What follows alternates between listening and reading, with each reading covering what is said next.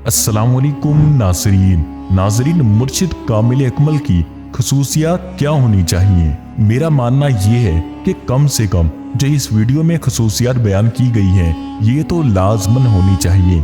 Number 1, मुर्शिद कामिल अकमल असल में इंसानी कामिल होता है और हर जमाने में एक ही होता है।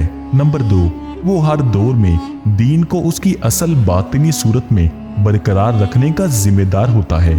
नंबर 3, वो हजरत मोहम्मद सल्लल्लाहु अलैहि वसल्लम के कदम पर होता है और उन्हीं के तरीके के मुताबिक अपने मुरीदों का तज़किया नफ्स और तस्फिया कल्ब करता है। नंबर 4, वो तालिबों को ज़ाहिरी इबादत और लंबे लंबे विर्दो वज़ाइफ में उलझाने के बजाय बातनी आमाल और इबादत की तरफ माइल करता है।